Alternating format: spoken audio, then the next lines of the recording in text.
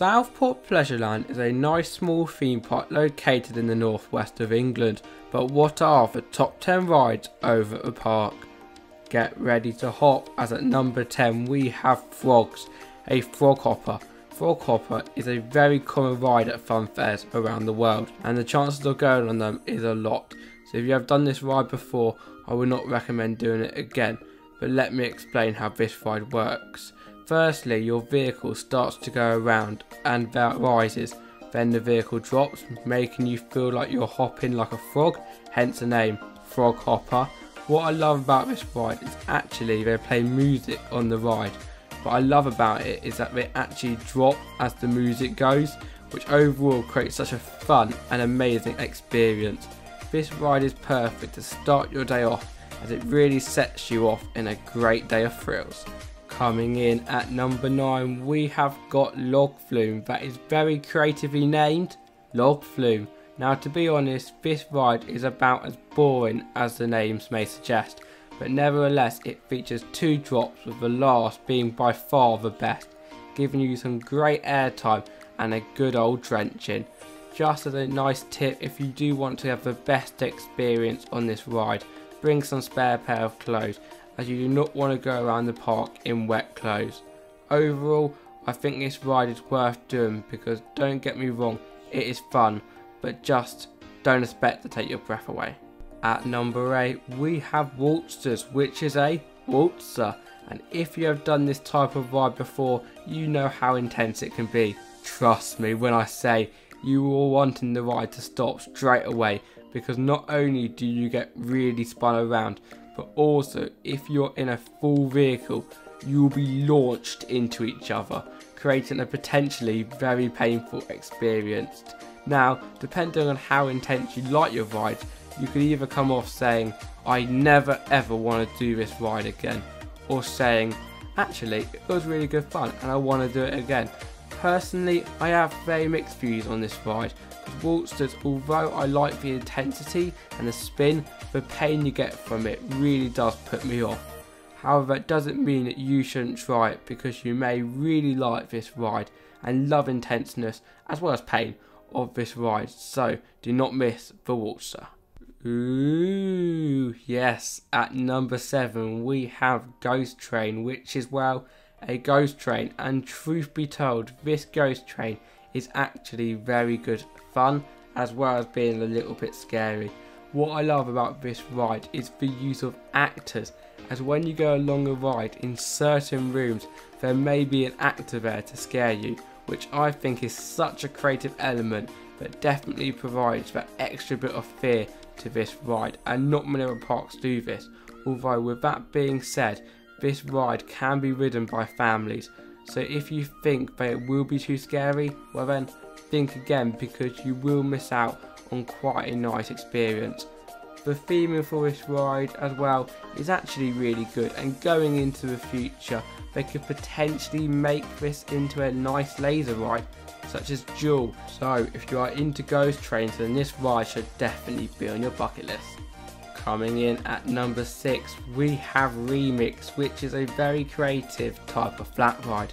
The reason why I call this ride creative is because this ride is like if a twister and a claw ride were mixed together. Well, not really, but still, this ride is definitely one of a kind. What I love about this ride is that you get thrills from being spun around, so don't be surprised if you do feel a little bit dizzy afterwards. One thing I do have to point out, however, is that this ride is one that you would see at fun fairs, so that means don't expect big theming, because this ride, the only theming it has is some artwork that you would typically find at a fun fair, and I'm not really too sure if you can even find that, but nevertheless, Remix is one of those rides that you will beg for more.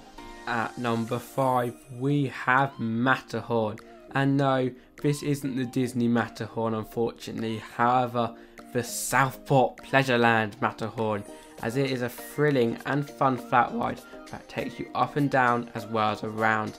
Now when it comes to this ride, you can have a very sort of mixed feelings. Either you love it and you find it very fun, or you don't like it. So basically it's a bit like Marmite, I'm definitely one of those people though who loves it, but I can see why people could find it a little bit boring. For me, some of the times when it spins, it picks up some really good speed. However, I do find the G-forces that you can experience are sometimes not the greatest. When you are on the park and you are passing this ride, I personally recommend that you give it a go though, because you will really be in for a big surprise. In at number 4, we have the creatively named Twister called Twister. Now I know at this point you may be thinking, wow, Southport Pleasureland sure does have creative names. Well, luckily for you, after this ride there won't be any more simple named attractions. Anyway, about Twister, well, it's just like most Twisters out there, and these rides are typical to pack a good punch, because on this ride you get flung around creating some good thrills. But in occasion it can also be painful like most other carnival rides, so if you have any bruised parts of your body, then I would recommend you maybe don't do this attraction on this occasion. Don't let me put you off it however, because personally I quite like Twisters and they definitely are a ride that are worth doing if you have got time at the end of the day. Top 3, whoop whoop. And at number 3 we have the Rocket, our first coaster on this top 10 list. Now this is a Pinfari family coaster and it is Southport Pleasureland's latest instalment, with this ride only being 2 months old. So at this point in time I have not yet experienced this ride. However, from what I have heard and seen, this family coaster is really something special. The smoothness mixed with some of the elements really make for a fun ride that the entire family can enjoy. One element that seems really good is the helix, as some of the forces are strong enough to even make the biggest thrill seekers happy. Although this ride is not new in the roller coaster world, as this ride originally opened in 2003 at Scotland's Codonna amusement park before being relocated to Gulliver's Warrington and then finally to Southport Pleasureland. So if you get the chance to go on this ride, then I would take it, because the Rocket definitely has some sort of history towards it.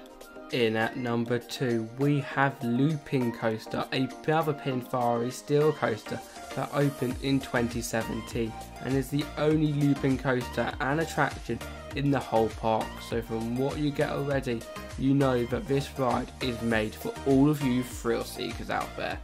Now, apart from the loop, this ride has, I do have to say, it has got quite a boring layout. I'm not saying it is bad, however, the loop is as good as it gets, but don't let that put you off, as this ride is still as fun as any ride at this park. I do have to say the loop on this ride is very intense and forceful. The one downside to the looping coaster is that in the areas it can be quite rough and chuck you about. But other than that, I really do enjoy this ride, as it has been operating around the world for quite some time, and it's definitely a good credit to add to your list. We are now entering the number 1 spot, and at number 1 we have Frisbee, a Huss Frisbee again. Southport Pleasureland with their creative names. But this attraction is definitely the most intense ride on the park. If you don't know how this ride works, then let me explain it to you if you are brave enough. When you get on the platform, you will see a row of seats in a circular position, all facing inwards. Now bear in mind that these are a lot of seats, because this ride can fit 40 people per cycle. Once you are all strapped in though, the ride will start and the platform you're sitting on will start to spin. Then your gondola will begin to go from side to side, all while again spinning, and this ride takes you up pretty high. So not only do you get an intense ride, but you also get a great view of Southport Pleasureland. How amazing is that? And this is all overall a great ride that is definitely one of the best in the park, providing you with some of the most intense moments that you will have at the park. So when you do get off this ride, don't blame me if you do come off a little bit dizzy. Unfortunately, that is it though from our top 10 list over here at Southport Pleasureland. If you have enjoyed, please make sure to like, subscribe and comment down below, as we post over 4 top 10s every single week. In addition to this, if you are a huge fan of the channel, please follow our Patreon page, as it means the absolute world to us. One more thing I do want to mention though is that we're only 98 subs away from 2,000 as we film this. So please, if you are new here, we really do appreciate it. But that is it from me, Tom Derrick from Theme Park Coasting, and we will see you for the next video. Goodbye.